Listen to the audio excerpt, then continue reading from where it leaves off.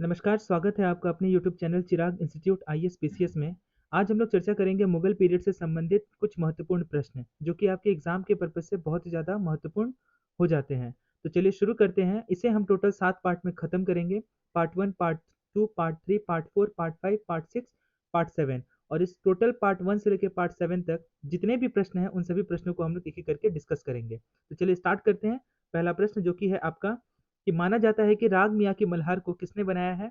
तो राग मियाँ की मल्हार को बनाया है आपका ऑप्शन ए तानसेन ने।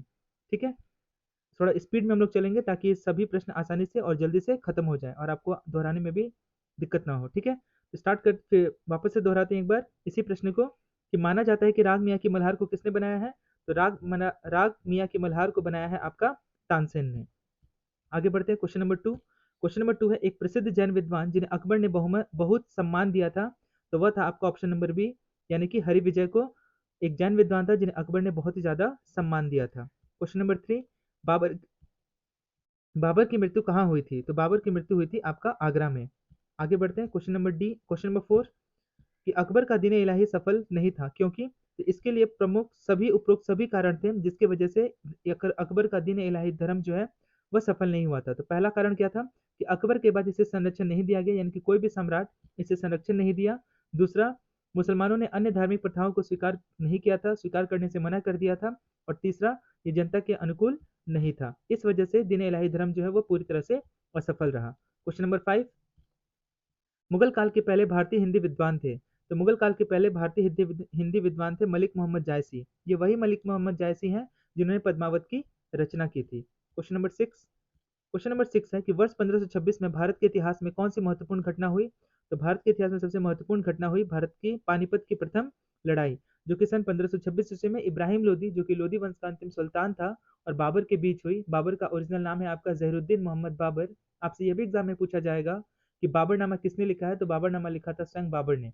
ठीक है, तो बाबर ने ही इब्राहिम लोदी को हराकर मुगल वंश की नींव रखी दिल्ली में। आगे बढ़ते हैं क्वेश्चन नंबर 7 की तरफ। निम्नलिखित भारतीय शासकों में से अकबर का समकालीन था? तो अकबर का समकालीन थी आपकी रानी दुर्गावती।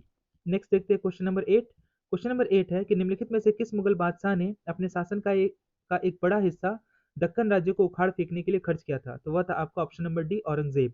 औरंगजेब जो था अपने शासनकाल का एक बड़ा हिस्सा दक्कन राज्य को उखाड़ फेंकने के लिए खर्च किया था। आगे देखते हैं क्वेश्चन नंबर 9। क्वेश्चन नंबर 9 है कि सूची 1 और सूची 2 का मिलान करें और सूचियों के नीचे दिए गए कूट से सही उत्तर चुनें। तो इसका आपका दिया हुआ है कि अब्दुल हामिद लाहौरी, इसका संबंध आपका बादशाह नामा से है, यानी कि ए का आंसर हो जाएगा 4। अबू फजल का संबंध अकबर नामा से है। ठीक है, निजामुद्दीन अहमद का संबंध तबाकत अकबरी से है। ठीक है, और आपका बदायूनी का संबंध मुंतखब उल तवारीख से है। ठीक है, तो ए का आंसर हो गया 4, बी का आंसर हो गया 1, सी का आंसर हो गया आपका 2, और आपका डी का आंसर हो जाएगा ऑप्शन नंबर 3। ठीक है, इस तरह से आप इसका मिलान कर लीजिए। क्वेश्चन नंबर 10 है। क्वेश्चन नंबर 10 है, अभिकथन और कारण दिया गया है। तो अभिकथन में लिखा गया है कि औरंगजेब ने वृंदावन में मंदिरों के रख रखाव के लिए भूमि अनुदान दिया था, और इसका कारण है कि उन मंदिरों के ट्रस्टी पसंदीदा दरबारी थे। तो इसका करेक्ट आंसर हो जाएगा ऑप्शन नंबर सी। ए सही है लेकिन आर गलत है। औरंगजेब ने वृंदावन में मंदिरों के रख रखाव के लिए भूमि अनुदान में दिया था, ये बिल्कुल ही सही है। ठीक है, लेकिन इसका जो उन मंदिरों के ट्रस्टी पसंदीदा दरबारी थे, ये बिल्कुल ही गलत कथन है। आगे बढ़ते हैं क्वेश्चन नंबर 11। 1527 में खांडवा का युद्ध किसके बीच लड़ा गया था? तो 1527 में खांडवा का युद्ध जो है वो ऑप्शन नंबर ए, बाबर और राणा सांगा के बीच लड़ा गया था, जिसमें बाबर की जीत और राणा सांगा की हार होती है। क्वेश्चन नंबर 13, निम्नलिखित में से कौन मुगल सम्राटों में सबसे लंबे समय तक शासन करने वाला सम्राट था? तो इसका करेक्ट आंसर हो जाएगा Mohammad Shah. Option number D जो है वो सबसे लंबे समय तक शासन करने वाला सम्राट था। Question number 13। क्वेश्चन नंबर 13 है कि मुगल साम्राज्य के दौरान 1622 में कौन सा प्रांत खो गया, 1638 में बरामद हुआ, और आखिरकार 1649 में वापस से फिर से खो गया? तो वह था आपका कांधार, जो कि 1622 में प्रांत खो गया, फिर 1638 में बरामद हुआ, फिर वापस से 1649 में खो गया। क्वेश्चन नंबर 14, अकबर के समय की अहादीस क्या थी? आपके इसका करेक्ट आंसर है सेना में पैदल सैनिक। ठीक है, अकबर के समय की अहादीस क्या थी, मतलब अहादीस का क्या मतलब है? तो अहादीस का मतलब है सेना में पैदल सैनिकों को अहादीस कहा जाता था। क्वेश्चन नंबर 15 है कि दास्ताने अमीर हमजा का चित्रण किसने किया था?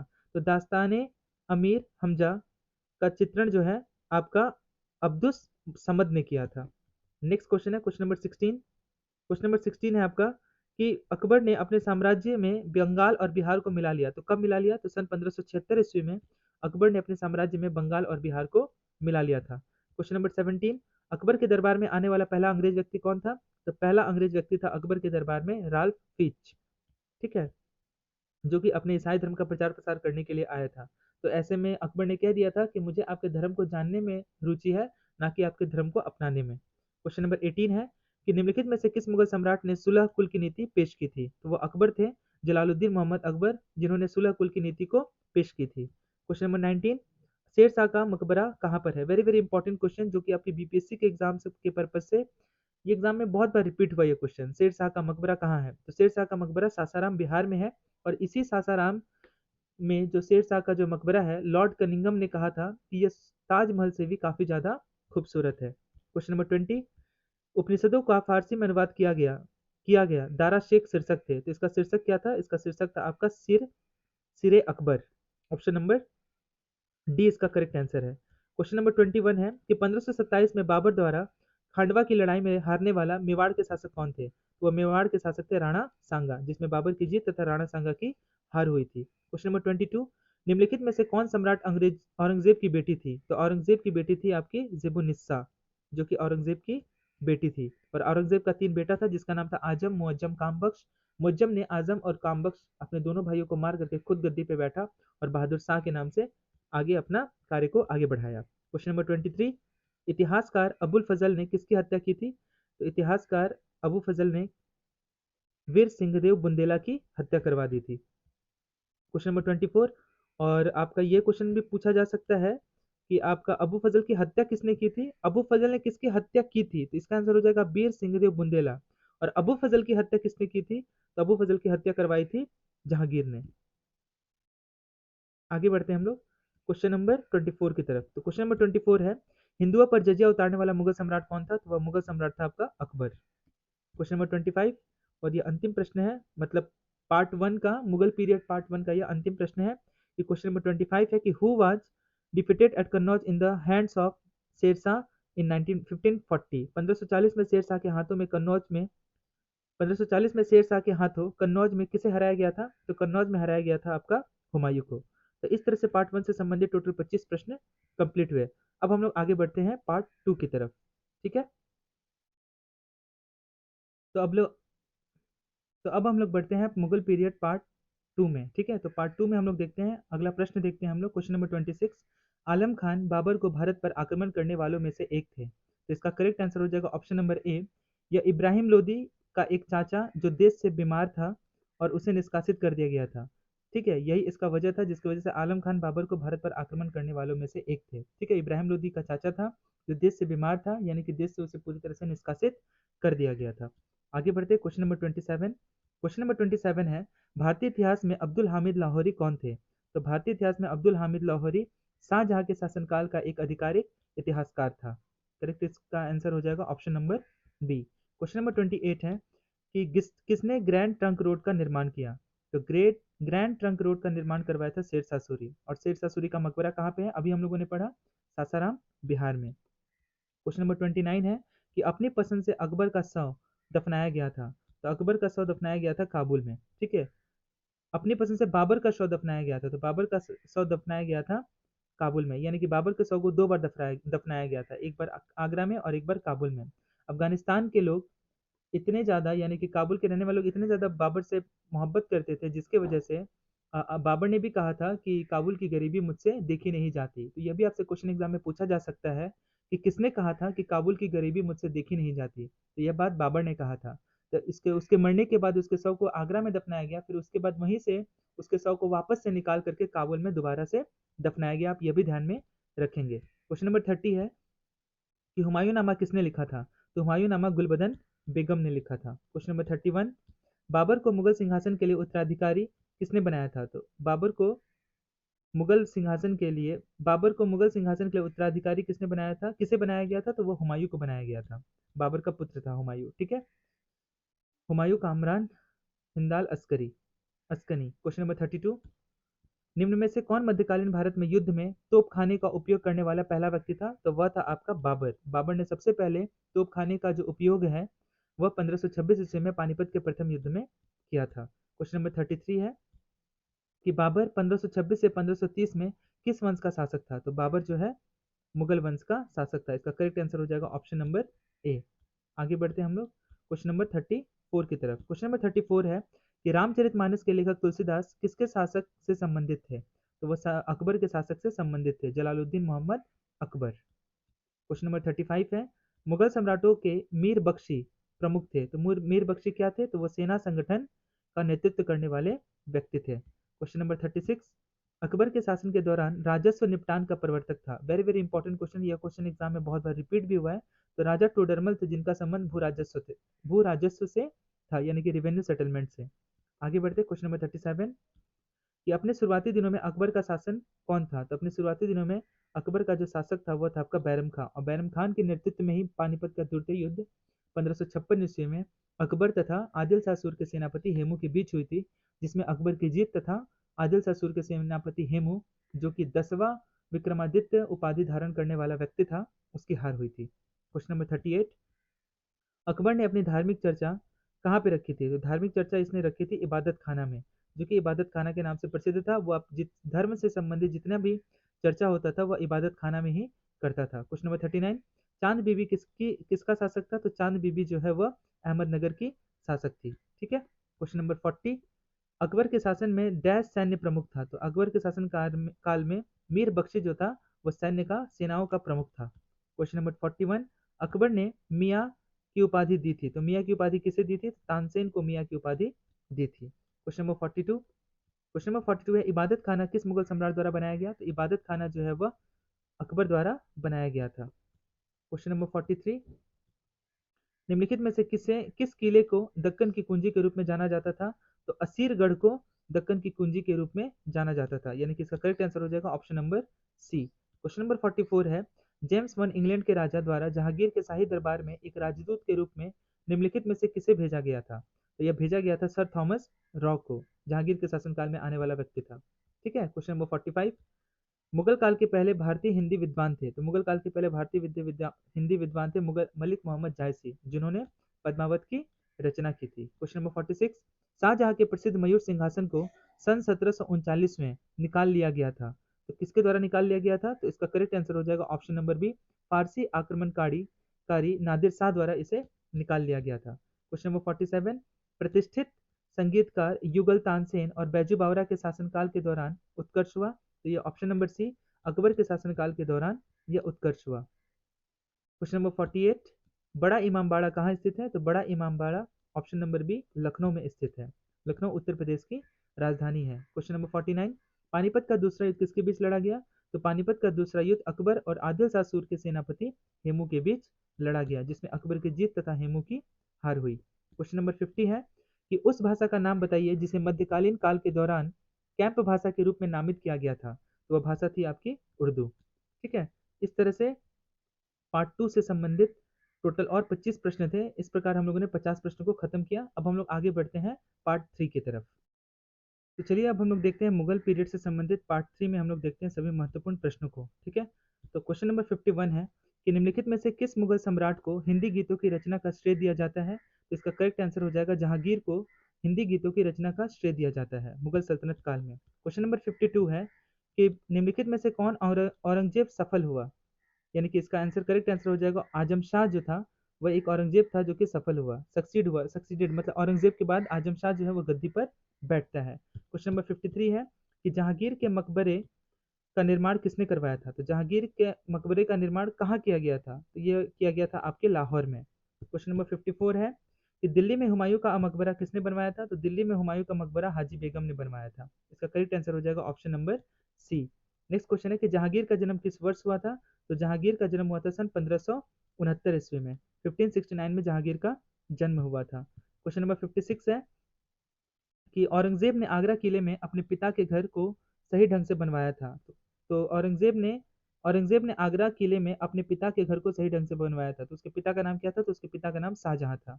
ठीक है। ये वही शाहजहां है जिन्होंने ताजमहल का निर्माण करवाया था। क्वेश्चन नंबर 57 है कि बहादुर शाह प्रथम का जन्म किस वर्ष हुआ था? बहादुर शाह जन्म का वर्ष बहादुर शाह प्रथम का जन्म वर्ष है आपका ऑप्शन नंबर बी 1643 ईस्वी में हुआ था। नेक्स्ट है क्वेश्चन नंबर 58। 1739 में करनाल की लड़ाई में मुगल सेना को किसने हराया था? तो मुगल सेना को हराने वाला व्यक्ति था नादिर शाह, जिसने 1739 ईस्वी में करनाल की लड़ाई में मुगल सेना को पूरी तरह से परास्त कर दिया था।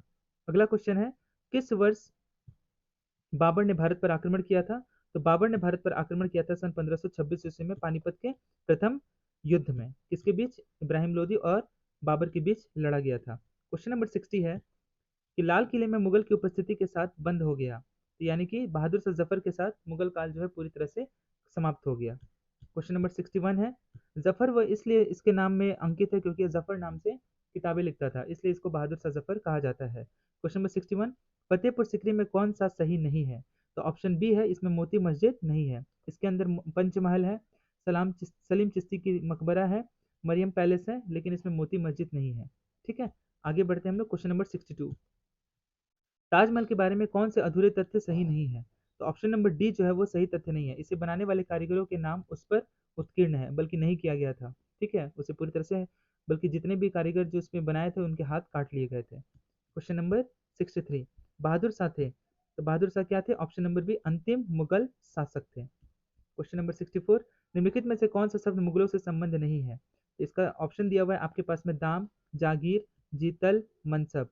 तो दाम जो थे ये भी शामिल थे, जागीर थे ये भी शामिल थे, मनसब थे ये भी शामिल थे, यानी कि ऑप्शन नंबर सी जो है जीतल, ये शामिल नहीं थे। क्वेश्चन नंबर 65 है कि शासनकाल के दौरान मुगल चित्रकला का विकास हुआ, तो किसके शासनकाल में चित्रकला का विकास हुआ? तो वह था सम्राट जहांगीर के शासनकाल में चित्रकला का पूरी तरह से मुगल सल्तनत काल में विकास हुआ। क्वेश्चन नंबर 66, अबू फजल के अनुसार निम्नलिखित में से कौन सा मुगल चित्रकारों की विशेषताओं में उत्कृष्ट था? इसका करेक्ट आंसर हो जाएगा बसावन जो है वो पूरी तरह से चित्रकारों चित्रकारिता में वो बहुत ही ज़्यादा मतलब विशेषज्ञ था, उसका काफ़ी अच्छे से वह चित्रकारिता में बहुत ही महान दक्षता को हासिल किया था। क्वेश्चन नंबर 67 है,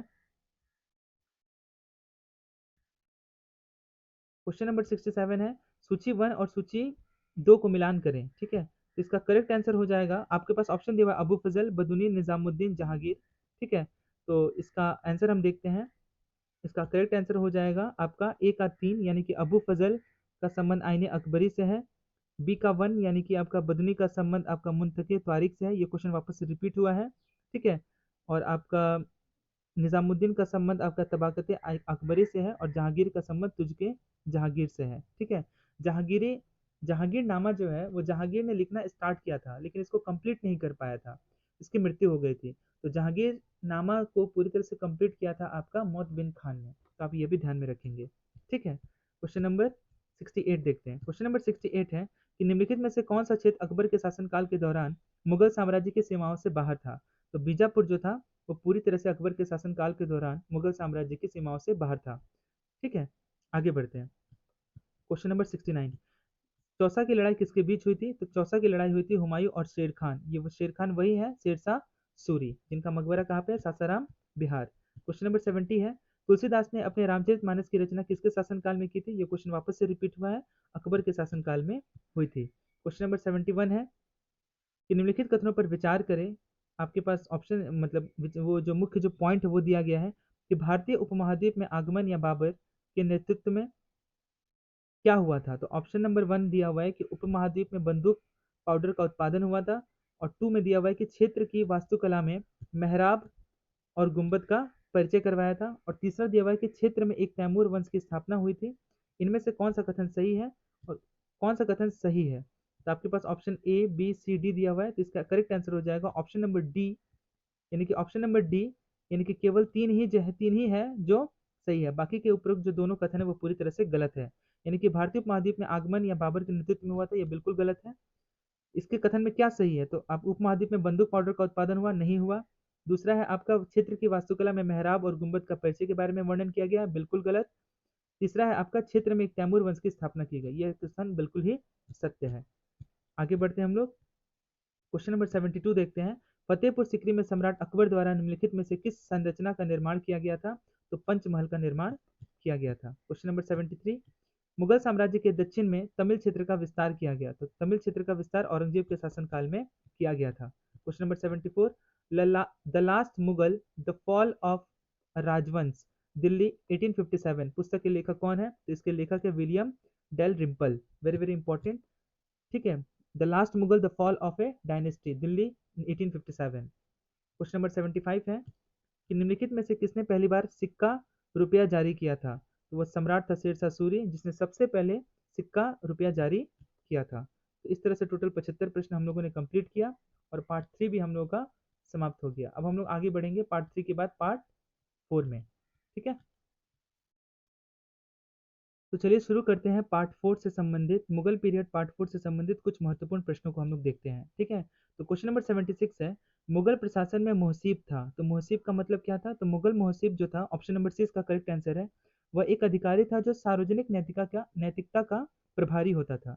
मुहसिब का मतलब क्या होता था? एक वह अधिकारी होता था जो सार्वजनिक नैतिकता का प्रभारी होता था। तो कुछ इंपॉर्टेंट डिपार्टमेंट और उनके कार्यों को हम लोग देख लेते हैं, जो कि एग्जाम के पर्पज से बहुत ही ज्यादा महत्वपूर्ण हो सकते हैं। ठीक है, तो जैसे कि आपका था दीवाने वजारात, इसका संबंध किससे था? इसका संबंध था department of revenue and finance से। दीवाने अर्ज का संबंध था मिलिट्री डिपार्टमेंट से।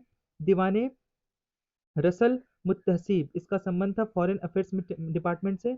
दीवाने इंसा, इसका संबंध था कस्टडियन ऑफ गवर्नमेंट पेपर से। दीवाने कुजा, इसका संबंध जस्टिस डिपार्टमेंट से था। दीवाने बरीद, इसका संबंध इंटेलिजेंस डिपार्टमेंट से यानी कि खुफिया विभाग से था। दीवाने समन, इसका संबंध department of charges of royal house hold से था। तो यह कुछ इंपॉर्टेंट डिपार्टमेंट है और उनके कार्य हैं, इसे आप जरूर ध्यान में रखेंगे। ठीक है, अगला है officers of the Mughal empire center. ठीक है, तो जैसे कि वजीर जो होता था उसका कार्य क्या होता था? Head of revenue department, but reduce power as compare to Sultanat, सल्तनत से उसका पावर कम होता था। ठीक है, रेवेन्यू डिपार्टमेंट का लेकिन वह हेड होता था। Diwan responsible for all income and expenditure, यानी कि जितने भी सत्ता से सल्तनत से जितने भी आय और खर्च होते थे उसका वो क्या करता था? हिसाब किताब रखता था। ठीक है, control over khalisa and jagir. Mir Bakhshi headed military department, military department के हेड थे मीर बख्शी, ये क्वेश्चन हम लोग कर चुके हैं। Nobility information and the intelligence agency, Mir Saman incharge of imperial household, यानी कि करखंड से इसका संबंध था। तो ये कुछ सेंट्रल ऑफिसर्स थे जिनके कार्यों के बारे में चर्चा किया गया है। अगला है आपका दीवाने दीवाने बयूतत, इसका संबंध किससे था? मेंटेन रोड, यानी कि रोड एंड ट्रांसपोर्ट, इसका संबंध आपका रोड से था, सड़क निर्माण प्रणाली से था, गवर्नमेंट बिल्डिंग से था। अगला है आपका मीर मंसी, इसका संबंध रॉयल कॉरेस्पोंडेंस से था। सद सद्र, इसका संबंध in charge of charitable and the religious endowments, यानी कि दान अनुदान से था। अगला है आपका कुजे उल कुजात, इसका संबंध हेड ऑफ जुडिशियल डिपार्टमेंट। मुतसिब मुतसे मुतसिब, इसका संबंध आपका था सेंसर ऑफ पब्लिक मॉडल्स। मुशर्रिफ ए मुमालिक, इसका संबंध अकाउंटेंट जनरल से था। मुत्सफ मुत्सफ ए मुमालिक, इसका संबंध ऑडिटर जनरल से था। दरोगा ए दाग चौकी, इसका संबंध office incharge of imperial post से था। मीरे अर्ज, इसका संबंध ऑफिसर इंचार्ज ऑफ पिटिशन से था। और अंतिम है आपका वकिया नवीस, इसका संबंध न्यूज रिपोर्टर से था, जिसे मास मीडिया कहते हैं। अगला क्वेश्चन देखते हैं क्वेश्चन नंबर 77, इतमाद उद आगरा में दौला का मकबरा किसके द्वारा बनाया गया था? तो यह नूरजहां के द्वारा बनवाया गया था। क्वेश्चन नंबर 78, मुगल भारत में जिंदा पीर किसे कहा जाता है? तो जिंदा पीर कहा जाता है आपका औरंगजेब को। औरंगजेब ने जिंदा पीर की उपाधि धारण की थी। क्वेश्चन नंबर 79 है कि लाल किला के निर्माण का श्रेय निम्नलिखित में से किसे जाता है? तो लाल किला का निर्माण का जो श्रेय है वो मुगल बादशाह शाहजहां को जाता है।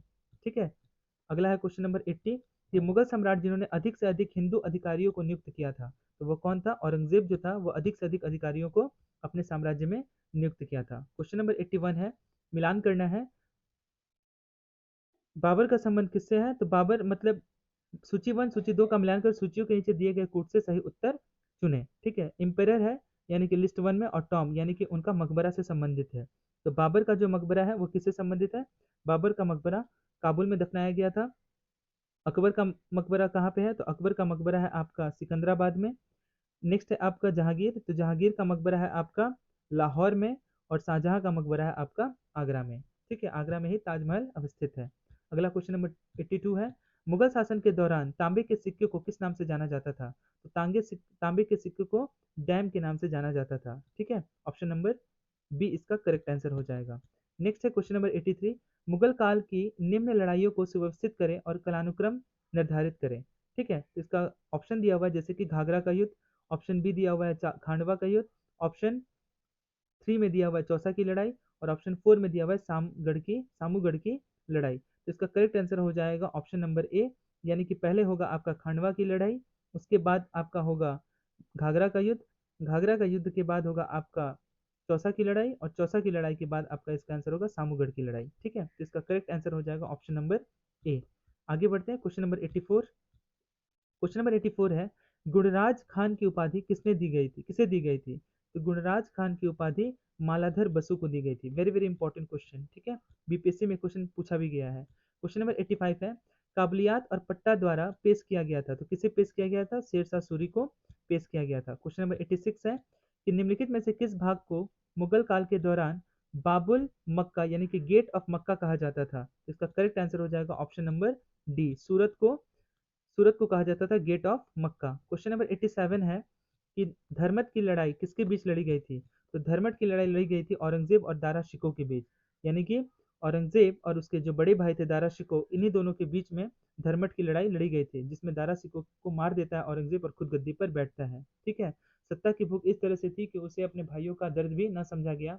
उसके मन में एक बात आ गई थी कि दारा जो है मेरा सबसे दारा शिकोह जो है वो सबसे मेरा बड़ा भाई है, कहीं ऐसा ना हो कि मेरे जो पिताजी हैं वो पूरी शाहजहां जो है वो पूरी तरह से पूरी गद्दी जो है वो दारा सिकोह को सौंप दे। यही वजह कि उसने एक एक करके दारा, सुजा, मुराद अपने तीनों भाइयों को मरवा दिया और खुद गद्दी पर बैठा। क्वेश्चन नंबर 88 है, क्वेश्चन नंबर 88 है कि मुगल जागीर से आपका क्या तात्पर्य है? तो मुगल जागीर से तात्पर्य है अधिकार देने वाले अधिकारी को एक राजस्व विभाग का अधिकारी होता था। क्वेश्चन नंबर 89, निम्नलिखित में से किस मुगल सम्राट ने अपनी पुस्तक में भारतीय वनस्पतियों और जीवों, ऋतु, फलों आदि का विशद वर्णन किया है? वेरी वेरी इंपॉर्टेंट क्वेश्चन है ये। इसका आंसर हो जाएगा आपका बाबर। ये क्वेश्चन बहुत बार रिपीट हुआ है, ठीक है, बहुत ही ज्यादा ये इंपॉर्टेंट प्रश्न है कि किस मुगल सम्राट ने अपनी पुस्तक में भारतीय वनस्पति, जीवों, ऋतु, फलों आदि का विस्तृत वर्णन किया था? तो वह था बाबर। क्वेश्चन नंबर 90 है कि शेर शाह ने हुमायूं को किस लड़ाई में हराया था और गौर में कब्जा कर लिया था? तो इसका करेक्ट आंसर हो जाएगा चौसा की लड़ाई, सन 1539 ईस्वी में हुआ था, जिसमें शेरशाह सूरी की जीत तथा हुमायूं की हार हो जाती है। क्वेश्चन नंबर 91, बाबर का जन्म किस वर्ष हुआ था? आपके पास ऑप्शन है 1483, 1583, 1683, 1783। तो इसका करेक्ट आंसर हो जाएगा सन 1483 में बाबर का जन्म हुआ था, और बाबर के पिता का नाम था उमर शेख मिर्जा, और इनकी माता का नाम था कुतलुग निगार। यह भी आप ध्यान में रखेंगे। क्वेश्चन नंबर 92 है, हुमायूं का जन्म कब हुआ था? तो हुमायूं का जन्म सन 1508 में हुआ था। अगला प्रश्न है क्वेश्चन नंबर 93, हल्दी घाटी का युद्ध किसके बीच लड़ा गया? तो हल्दी घाटी का युद्ध अकबर तथा महाराणा प्रताप के बीच में लड़ा गया सन 1576 ईस्वी में। कब लड़ा गया?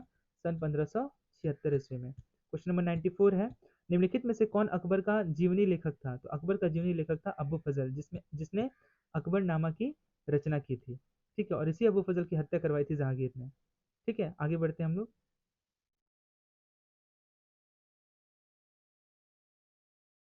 क्वेश्चन नंबर 95 है, क्वेश्चन नंबर 95 है कि कलानौर में राज्याभिषेक के समय अकबर की आयु क्या थी? तो अकबर की आयु थी उस समय केवल 13 वर्ष। ठीक है, 13 वर्ष की उम्र में अकबर जो है गद्दी पर बैठता है। क्वेश्चन नंबर 96 है, निम्नलिखित में से सोमनाथ मंदिर पर अटैक किसने किया था? तो आपके पास ऑप्शन है गजनी का महमूद, मोहम्मद गौरी, इल्तुतमिश और कुतुबुद्दीन ऐबक। तो गजनी पे अटैक करवाया था, किया था गजनी का महमूद, मतलब महमूद गजनवी ने। क्वेश्चन नंबर 97 है कि निम्नलिखित में से किस लेखक ने अकबर के दिन इलाही को अपनी मूर्खता के स्मारक के रूप में कहा है ज्ञान का नहीं? तो इसे कहा है विंसेंट स्मिथ ने। क्वेश्चन नंबर 98 है कि अकबर ने किसे अपना कोर्ट संगीतकार नियुक्त किया था? तो मियाँ तानसेन को अकबर ने कोर्ट संगीतकार नियुक्त किया था। क्वेश्चन नंबर 99, दिल्ली की लड़ाई किस वर्ष लड़ी गई थी? तो दिल्ली की लड़ाई सन 1556 ईस्वी में लड़ी गई थी, पानीपत के द्वितीय युद्ध में। क्वेश्चन नंबर 100 है कि 1556 में पानीपत की दूसरी लड़ाई में अकबर ने किसे हराया था? तो पानीपत की दूसरी लड़ाई में अकबर ने हेमू को हराया था। ठीक है, हेमू विक्रमादित्य। ठीक है, ऑप्शन नंबर सी इसका करेक्ट आंसर हो जाएगा। हेमू विक्रमादित्य क्यों लिखा गया? क्योंकि हेमू जो है वो 10वां राजा था जिसने विक्रमादित्य की उपाधि को धारण किया था। ठीक है, इस प्रकार से हम लोग इस पार्ट को हम लोग खत्म किया। अब हम लोग बढ़ते हैं नेक्स्ट पार्ट की तरफ।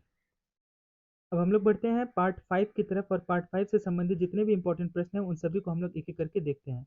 तो क्वेश्चन नंबर 101 है कि ताजमहल डिजाइन करने वाला वास्तुकार कौन था? तो ताजमहल डिजाइन करने वाला वास्तुकार जो था, इसका करेक्ट आंसर हो जाएगा ऑप्शन नंबर बी, उस्ताद अहमद लाहौरी जो थे वो ताजमहल को डिजाइन करने वाले थे। ठीक है, और इसको बनवाया किसने था? तो इसे शाहजहां ने बनवाया था। आगे बढ़ते हैं, क्वेश्चन नंबर 102 देखते हैं कि मुगल काल के दौरान भारतीय यात्रा करने वाले विदेशी यात्री और जो हमें छोड़ गए और मयूर सिंहासन के विशेषज्ञ का विवरण था, तो वह कौन था? तो वह था आपका ऑप्शन नंबर सी, ट्रेवनियर, जो था, जो विदेशी यात्री था जो हमें छोड़ गए और मयूर सिंहासन के विशेषज्ञ का विवरण किया गया। मुगल शासन काल के दौरान भारतीय यात्रा करने वाला यह विदेशी व्यक्ति था। क्वेश्चन नंबर 103 देखते हैं, मैच द फॉलोइंग। आपके पास ऑप्शन दिए हुए हैं, इसका करेक्ट आंसर हो जाए जैसे कि तुगलकाबाद का किला, लाल किला, हौस खास, लाल किला, और साइड दो में दिया गया है अलाउद्दीन खिलजी, शाहजहां, अकबर, घिसाउद्दीन। तो इसका आंसर हो जाए घियासुद्दीन। तो इसका आंसर हो जाएगा आपका बी का आंसर हो जाएगा 4, यानी कि लाल किला का आंसर हो जाएगा आपका घियासुद्दीन। ठीक है, फिर आपका नेक्स्ट आपका, नहीं नहीं, वन का ऑप्शन नंबर बी इसका करेक्ट आंसर है। ऑप्शन नंबर बी इसका करेक्ट आंसर है, लेकिन इसका आंसर क्या होगा? इसका आंसर हो जाएगा आपका 1 का 4। 1 का 4 यानी कि तुगलकाबाद का किला किसने बनवाया था? तो वो घियासुद्दीन तुगलक से संबंधित है। ठीक है, फिर आपका 2 का आंसर हो जाएगा 2, यानी कि लाल किला का संबंध शाहजहां से है। अगला है आपका 3 का संबंध 1 से, यानी कि हौस खास का निर्माण किसने करवाया था? तो हौस खास का निर्माण अलाउद्दीन खिलजी ने करवाया था। ठीक है, अलाई दरवाजा का निर्माण भी अलाउद्दीन खिलजी ने ही करवाया था। और लाल किला का संबंध किससे? लाल किला का संबंध अकबर से है। ठीक है, आगे बढ़ते हैं हम लोग। क्वेश्चन नंबर 104, चित्रकारी किसके शासनकाल में विकास के उच्चतम स्तर तक पहुंची थी? तो चित्रकारी जो है वो जहांगीर के शासनकाल में अपने उच्चतम स्तर तक पहुंची थी। क्वेश्चन नंबर 105 है कि अकबर के शासनकाल के दौरान महाभारत का फारसी में अनुवाद किया गया था, इसे किस नाम से जाना जाता है? तो इसे रज्मनामा के नाम से जाना जाता है। अकबर ने अपने शासनकाल में इसका ट्रांसलेशन फारसी भाषा में करवाया था। और रामचरितमानस की रचना तुलसीदास जी ने की थी। जो रामचरितमानस की जो रचना की थी तुलसीदास जी ने, वह अकबर के समकालीन थे। यह भी क्वेश्चन आपसे एग्जाम में पूछा जाएगा, तो आप इसे जरूर ध्यान में रखें। क्वेश्चन नंबर 106 है कि इनम भूमि वह थी जिसे सौंपा गया था।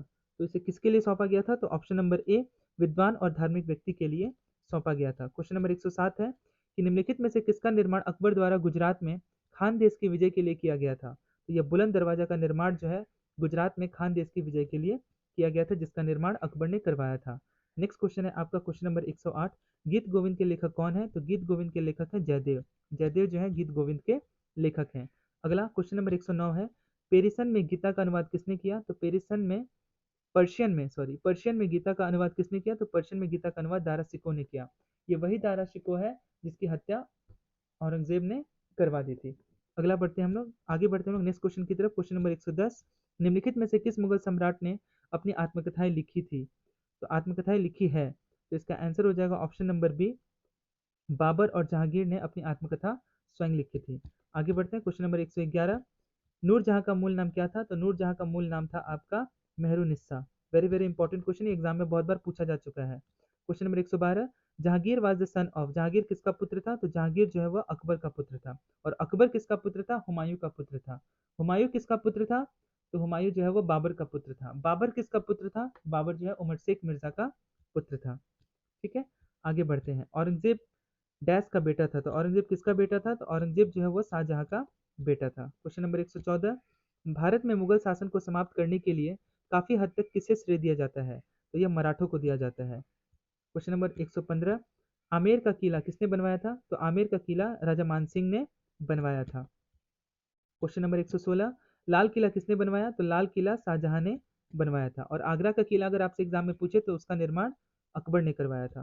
क्वेश्चन नंबर 117, अकबर के दरबार में सबसे प्रसिद्ध संगीतकार तानसेन का मूल नाम क्या था? तो तानसेन का मूल नाम था रामतनु पांडे।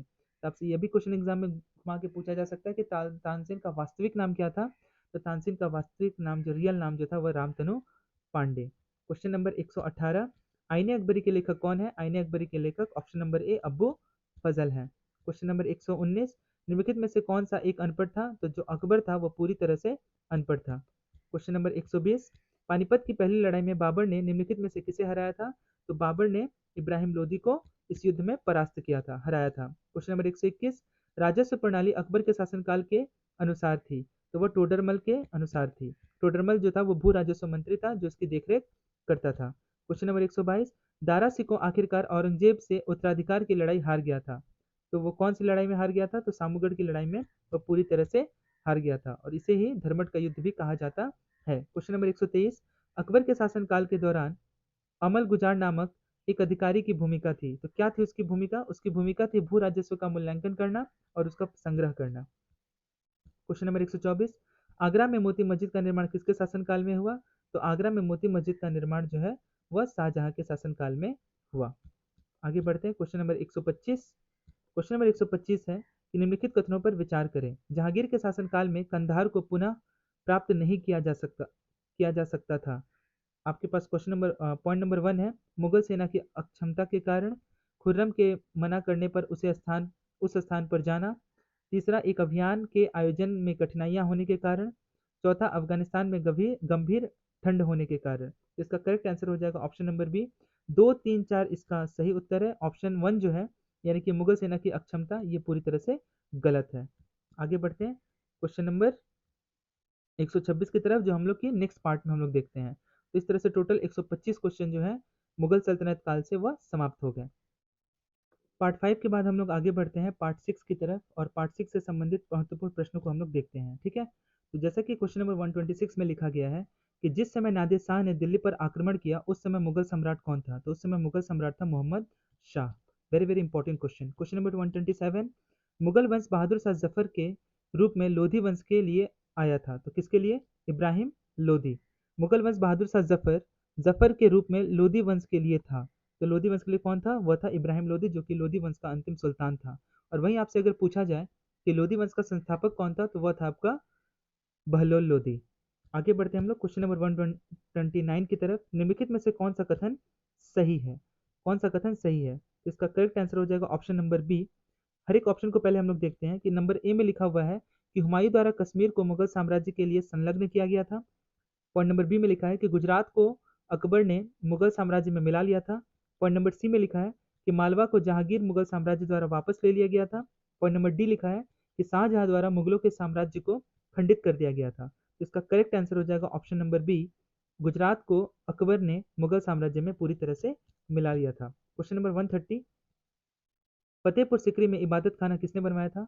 तो फतेहपुर सिकरी में इबादत खाने का निर्माण अकबर ने करवाया था, जलालुद्दीन मोहम्मद अकबर। क्वेश्चन नंबर 131, निम्नलिखित में से किस शासक ने पहली बार हजरत आला और सुल्तान की उपाधि धारण की? तो उसका करेक्ट आंसर हो जाएगा शेर शाह सूरी ने सबसे पहले हजरत आला और सुल्तान की उपाधि को धारण की थी। क्वेश्चन नंबर 132, हुमायूं ने पहली बार चुनार किले पर कब हमला किया था?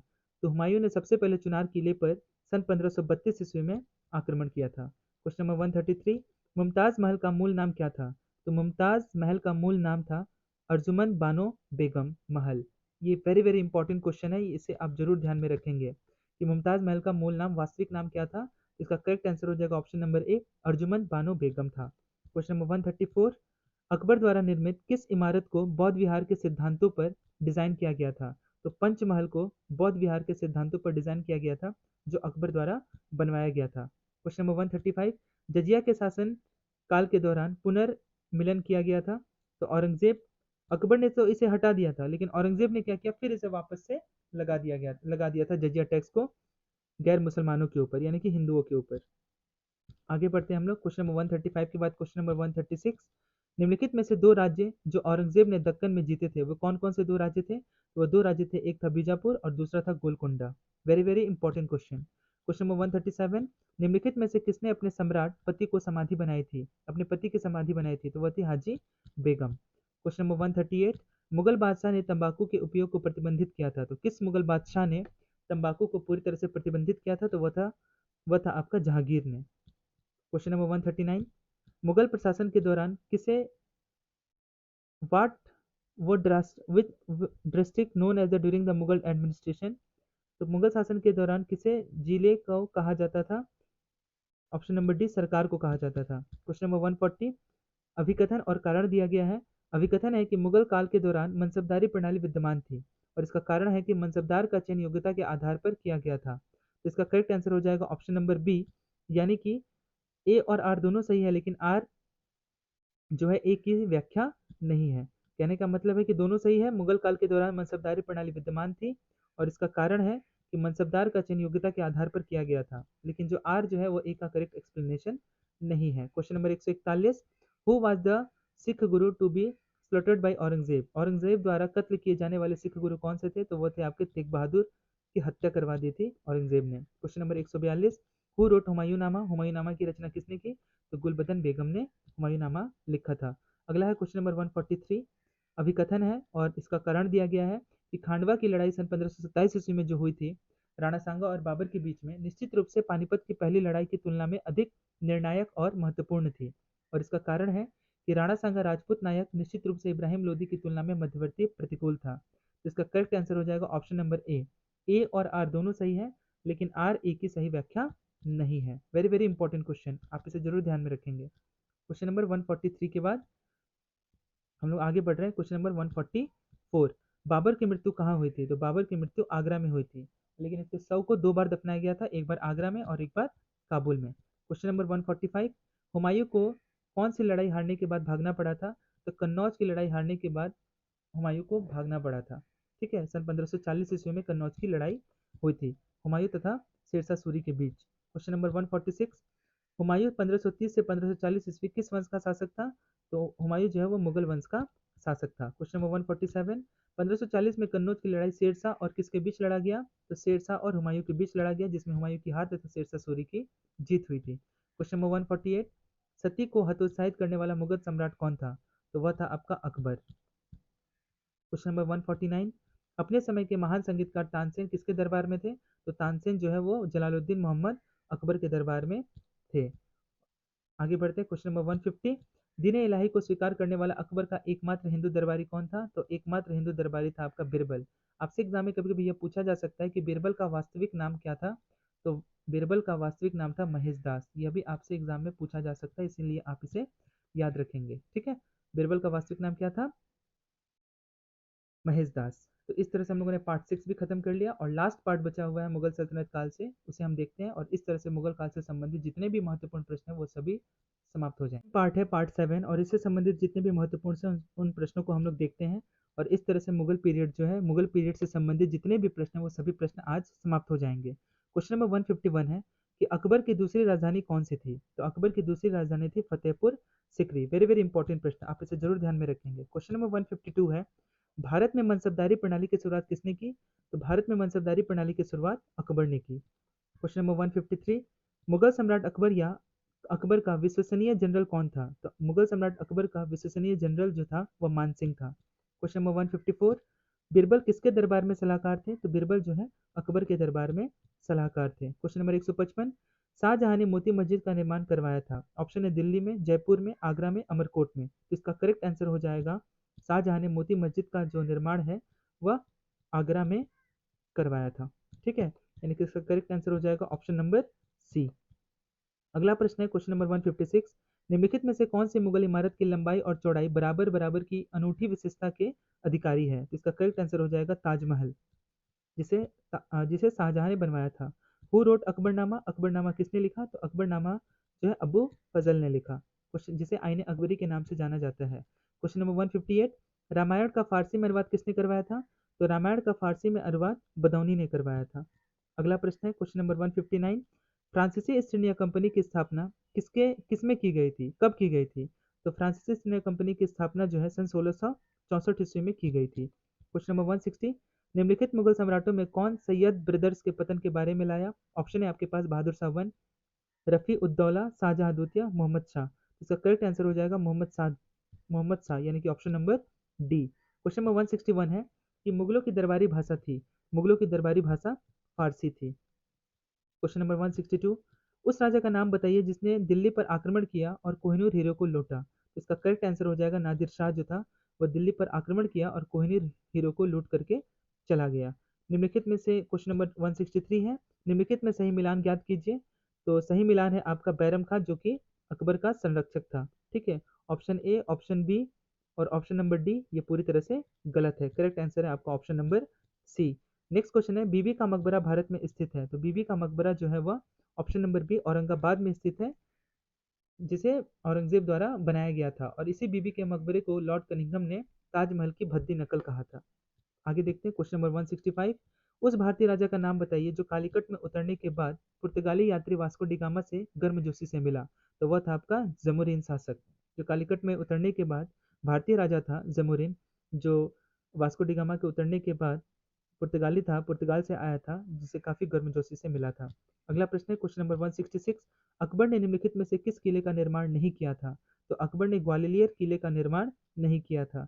बाकी बात आगरा का किला, लाहौर का किला, इलाहाबाद का किला का निर्माण करवाया था। तो इसका करेक्ट आंसर हो जाएगा ऑप्शन नंबर ए। क्वेश्चन नंबर 167 है कि किस मुगल सम्राट ने आगरा से दिल्ली के लिए मुगल राजधानी स्थानांतरित की थी? तो वह था आपका शाहजहां, जो है वह आगरा से दिल्ली के लिए मुगल राजधानी को बदल दिया था, मतलब उसका स्थानांतरित करवाया था। क्वेश्चन नंबर 168 है, मुस्लिम मस्जिद कहाँ स्थित है जहाँ पैगंबर मोहम्मद साहब के इकबाल को संरक्षित किया गया था? तो वह है आपका श्रीनगर में। ठीक है, श्रीनगर का पुराना नाम कुंडल वन है, यह भी आप ध्यान में रखेंगे। क्वेश्चन नंबर 169 है, भक्ति आंदोलन किस सदी में शुरू हुआ? तो भक्ति आंदोलन जो है वह 9वीं सदी में शुरू हुआ, यानी कि 9th सेंचुरी में भक्ति आंदोलन स्टार्ट हुआ। तो इस तरह से मुगल काल से संबंधित टोटल 169 प्रश्न हैं वह समाप्त हो गए हैं, जिसे मैंने टोटल 7 पार्ट में खत्म किया है। Part 1, part 2, part 3, part 4, part 5, part 6 और पार्ट 7। उम्मीद करते हैं कि ये सेशन आपको काफ़ी ज़्यादा पसंद आया होगा। आप इसे अच्छे से एक बार और देख लीजिएगा, रिवाइज कर लीजिएगा, इसे आसानी से याद हो जाएगा। ठीक है, मुगल सल्तनत से जितने भी प्रश्न थे वो सभी प्रश्न समाप्त हो गए। आज के लिए इतना ही। बहुत बहुत धन्यवाद।